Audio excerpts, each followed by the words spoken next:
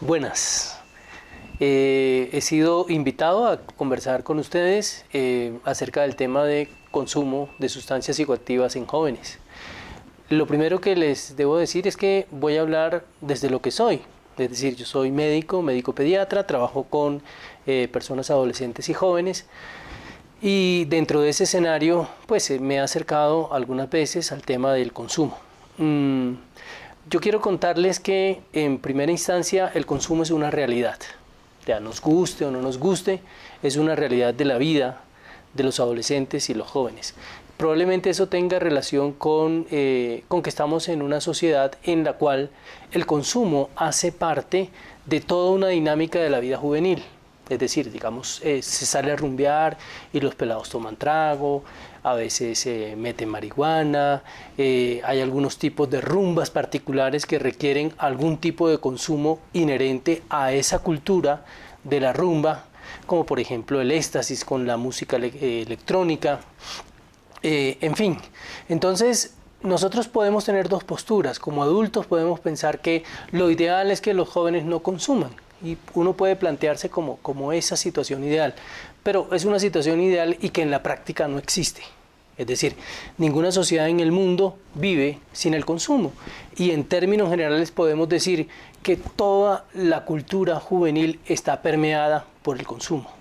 Ahora, no solamente estoy hablando del consumo de sustancias psicoactivas. Estoy hablando en términos generales de un consumo, porque vivimos en una sociedad de consumo. Los niños nuestros consumen desde los 7, 8 años, consumen la ropa, consumen los videojuegos. Entonces, el consumo hace parte de las realidades. Ahora bien, las sustancias psicoactivas.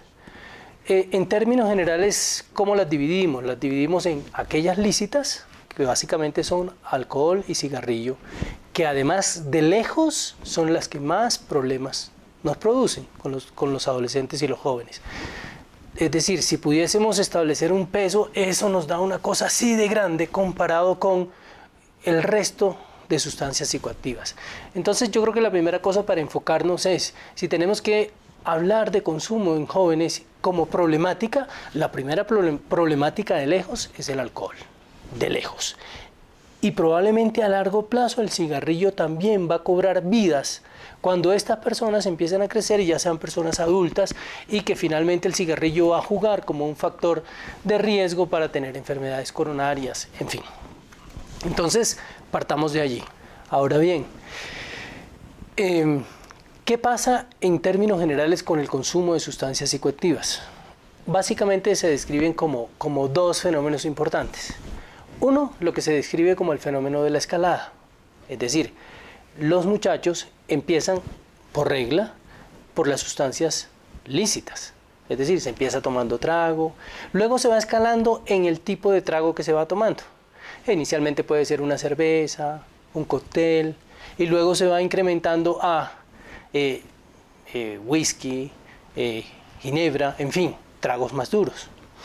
Generalmente se puede mezclar o no con el cigarrillo, y allá hay una droga que se describe como droga puente en los adolescentes, que usualmente es la marihuana. Entonces, y a partir de la marihuana los muchachos pueden hacer, digamos, un proceso de escalada hasta llegar a lo que se consideran las drogas más duras. Desde ese punto de vista, yo creo que es conveniente. Ya estamos diciendo que en nuestro medio, lo sabemos, es una realidad que los muchachos toman o van a tomar. Yo creo que como adultos y como sociedad en general podríamos plantearnos un primer objetivo: que los muchachos empiecen a tomar lo más tarde posible. Para lograr eso, realmente, ¿qué tenemos que hacer? Primero tenemos que generar una sociedad que de verdad condene el consumo de alcohol. Y eso es muy difícil, porque nosotros no podemos tener una postura frente a las sustancias ilícitas y otra frente a las sustancias lícitas.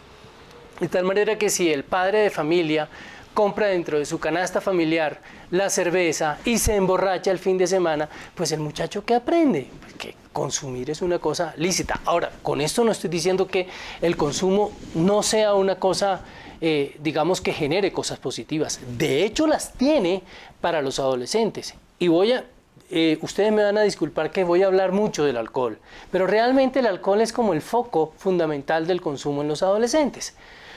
¿Para qué les sirve el alcohol a los adolescentes? El alcohol se clasifica desde el punto de vista bioquímico como una sustancia depresora del sistema nervioso central. ¿Eso qué significa? Que nosotros normalmente en nuestra conducta tenemos mecanismos de regulación y en nuestra mente siempre está una cosa que nos diga no haga esto, no haga lo otro. La droga, como el alcohol como droga depresora, deprime la depresión de tal manera que libera. Por eso es que cuando las personas empiezan o empezamos a tomar trago, nos sentimos más contentos, se nos quita un poquito la timidez, de tal manera que particularmente cuando se es joven y se tiene como muchas inseguridades, por ejemplo, frente al sexo opuesto, etc., el alcohol puede facilitar muchos elementos sociales. Entonces, fíjense que estoy diciendo que no solamente tiene efectos negativos, también tiene efectos positivos como cualquier otra sustancia psicoactiva. Entonces, yo creo que ese primer objetivo de retrasar el consumo, en términos generales, todo el consumo, al mayor tiempo posible, de tal manera que se adquieran mecanismos de control.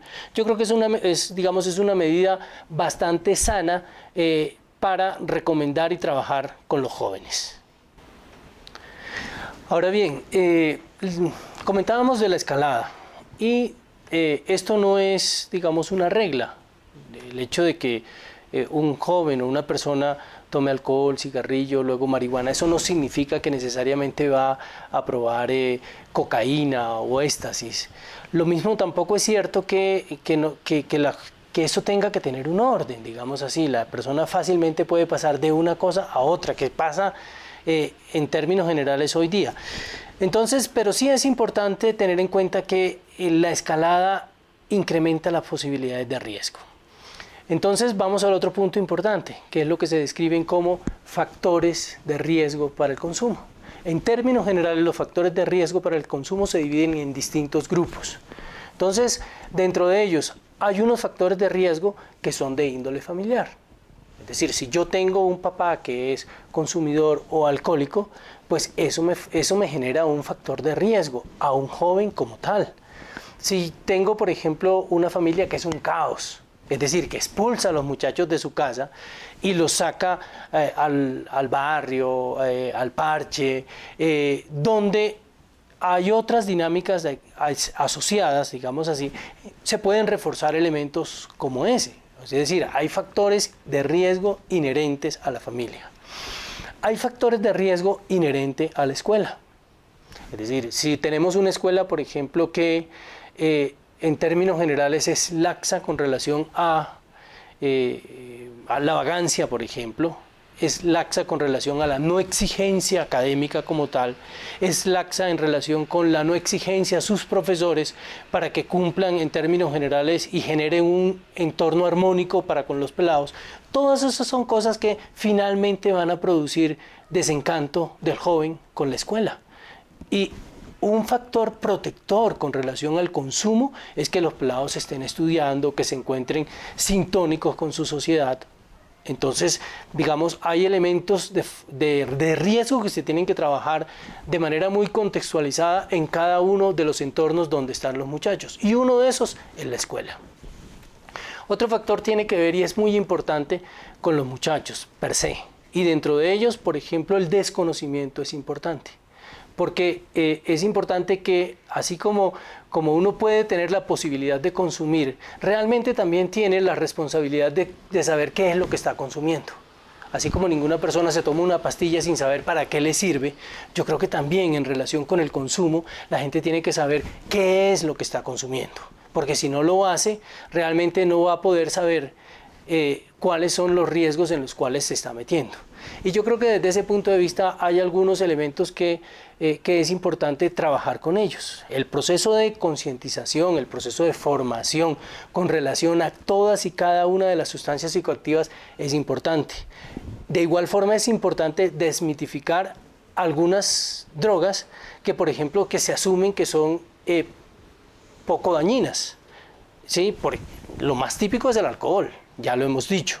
Pero, por ejemplo, la marihuana también se tiene como una sustancia blanda y también puede tener efectos digamos, importantes. Entonces, y eso lo describe, digamos, la literatura biomédica con relación a ello. Entonces yo creo que el consumo va de la mano también con unos elementos de corresponsabilidad con relación al mismo, ¿sí? Yo siempre les recomiendo a los muchachos, por ejemplo, cuando llegan a la consulta, una cosa que es como que yo les digo, hay que tutorearse dentro del consumo. Si van, por ejemplo, van a salir a rumbear 5 muchachos, les digo, al menos que uno de los 5 no tome. ¿Por qué? Porque eso hace unas veces como de monitoreo en relación con el otro, porque si los 5 están borrachos, puede llegar una persona ajena al grupo y se puede llevar a una de esas personas. Si hay una sola persona joven como ella, que está sobria, le puede decir, pilas con esa persona, no te metas. Entonces, esos son los mecanismos, digamos, asociados a disminución de los riesgos con relación al consumo, que pueden ser aplicables y de hecho lo son. Hay otros riesgos que tienen que ver con la sociedad per se. Si tenemos una sociedad, por ejemplo, que tolera el trago, que es mano blanda con relación a los cigarrillos, porque a partir de la venta de los impuestos de una sustancia se generan otro tipo, realmente tenemos una sociedad que va a facilitar el consumo. Y nosotros tenemos que ser claros que muchos elementos de nuestra sociedad están facilitando el consumo. Otro factor de riesgo tiene que ver con el grupo de amigos.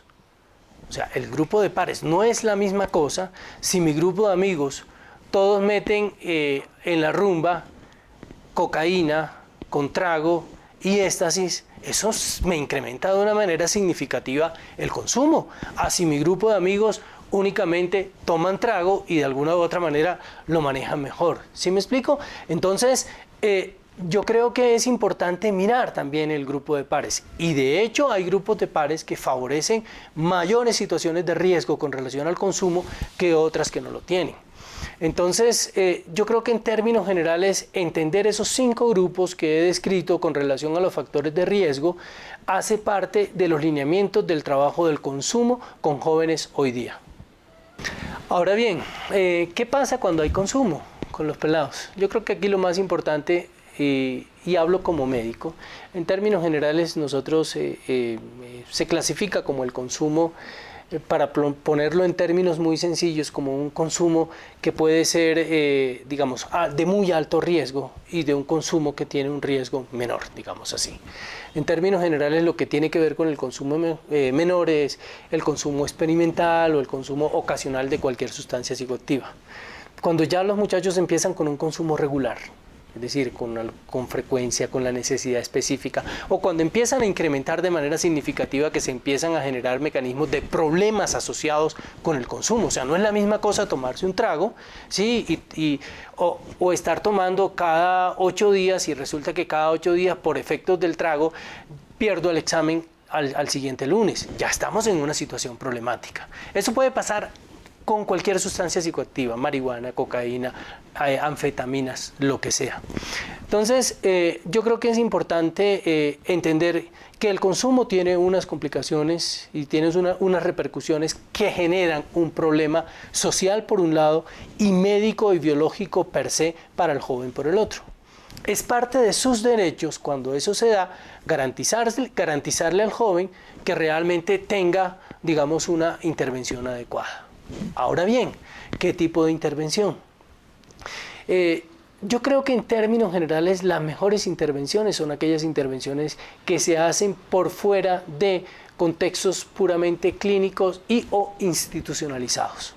Es decir, así como hay unas dinámicas sociales que favorecen el consumo, también existen unas dinámicas sociales que favorecen que los muchachos entren, digamos, en una sociedad más protectora con relación a la vida general, con relación a la armonía y con relación entonces al consumo.